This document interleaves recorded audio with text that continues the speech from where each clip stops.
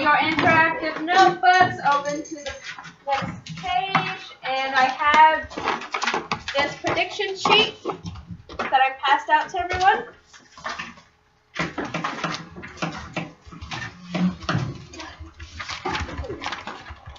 You need your scissors and glue, so make sure you have scissors and glue.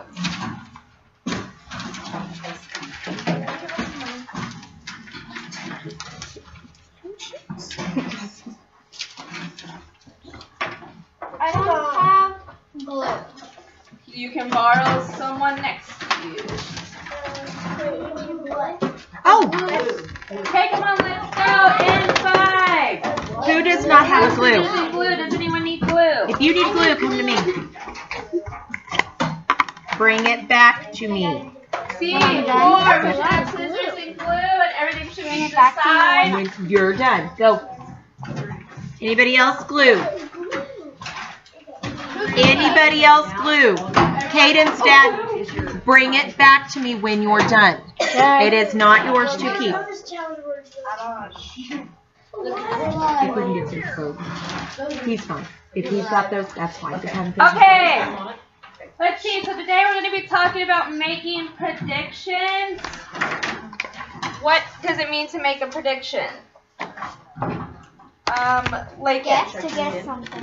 To guess something, like in a story, right? We make predictions at different times during reading. We make it before reading, during reading, and after reading. So we're going to go ahead and cut out our making predictions. Go ahead and cut out both of the squares. Bryson, sit up. You can do this.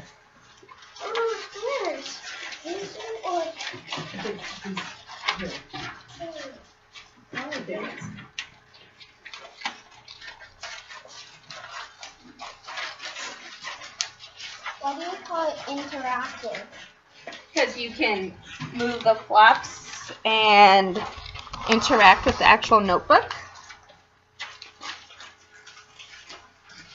So cut both of your squares out.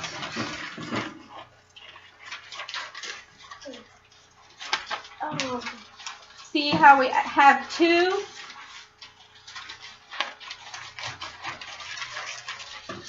Mine came out as 1. Well, then you're gonna, you see how there's lines in between? Cut through there. Guys, up on the board is the example. There's an example up here too. Oh. You press this or this? Yes, and then in your bigger square, you're gonna cut up to the line, but not all the way through. So just cut along the line. So it looks like that.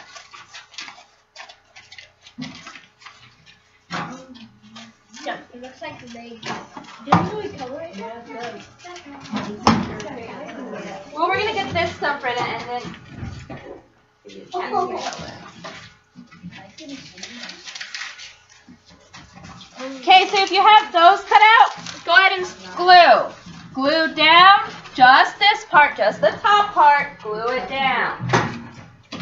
Just what part?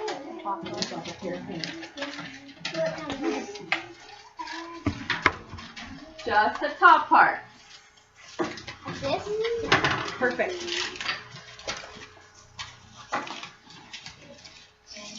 I like this glue. Thank you. Yes, glue. Can you throw my trash away?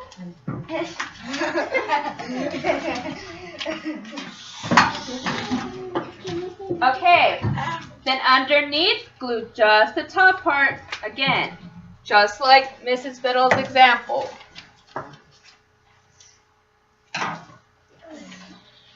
Then when you get it folded, when you get it glued, fold it up. That way you have a nice crease. On both of them? Yes, on all of them. Can I do it? Can I do the bottom one? Yes, go ahead and glue the bottom one down.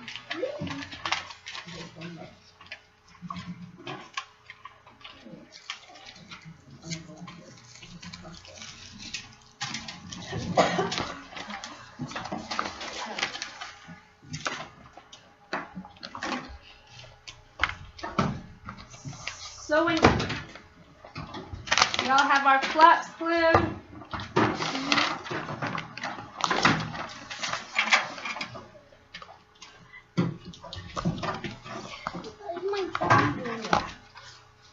okay, so underneath your flaps, we're going to do some writing because there's some things that you do when you're making predictions before, during, and after. Do they? No. No. You use pencil. Just use pencil. Okay? So go ahead and lift up your flap for before reading. Lift it up because we're going to write. My glue's all over the page. Your glue's all over your page. Right.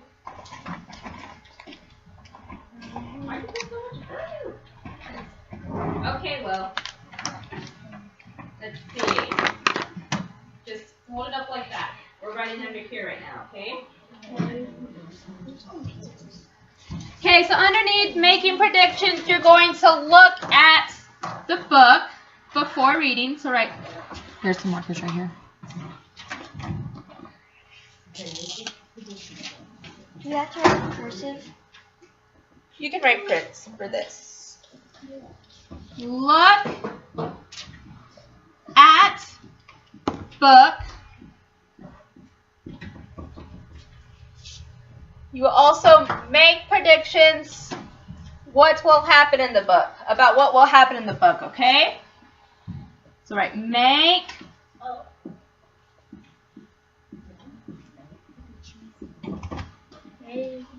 predictions about what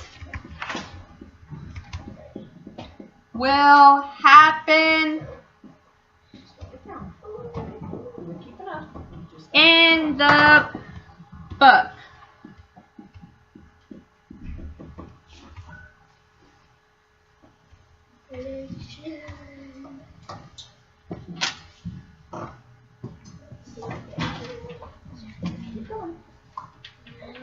It's all right.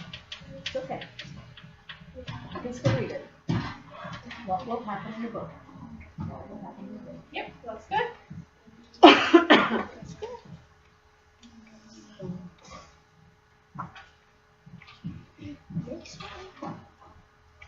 Okay. So you'll close that one, and we'll go ahead and write during reading. So during reading, halfway through, you evaluate your predictions.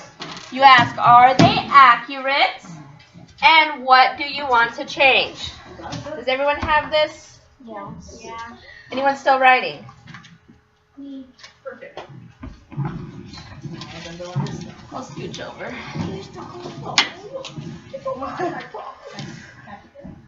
So wait, half Why did you make this kind of shape?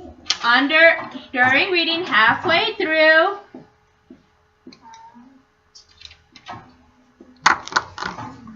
Evaluate your predictions.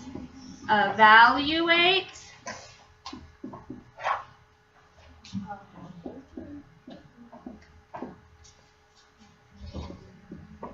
your predictions.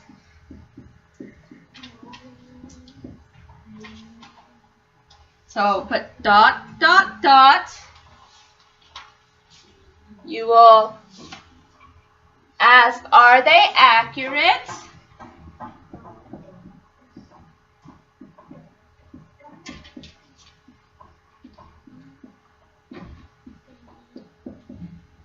Question. And what do you want to change?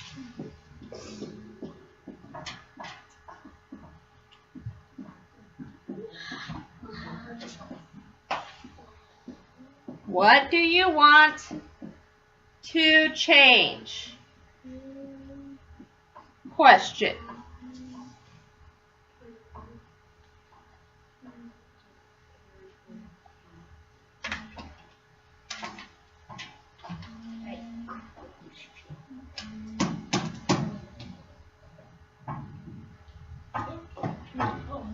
Okay. So you're going to have to set this to the side because it is about time for recess. In my lesson, students were completing a page of their interactive notebooks. These interactive notebooks are for reading and go over concepts that we learn. On this particular day, we were completing a page for making predictions. We had been reviewing predictions all week, and so we were adding to our interactive notebook. This overall activity wasn't very demanding of students. It was something that was review and that students could keep for later. I know I could have throughout the lesson asked more higher order thinking questions or more questions in general to engage the students. However, time was an issue. As you saw, I didn't get through the lesson. I had planned for 15 minutes of plan time, and the lesson was about 10 minutes, and that's because our day had got pushed back a little bit. So after recess, students had about 5 minutes, and we did complete the interactive notebook. As far as the overall lesson, I feel like it was successful. Students were able to complete this lesson successfully. They were able to complete the activity, I think, because I did provide good modeling, and this was effective at classroom management. So because students knew exactly what to do. Instead of asking questions and being confused, students could look directly at me and see the exact steps that I was doing to complete this notebook.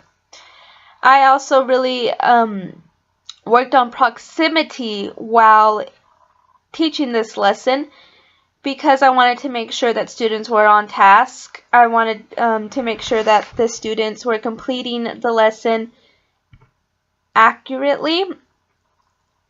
So I made sure to go around and help students as needed. Throughout the lesson, there were some things that did pop up that contribute to classroom management.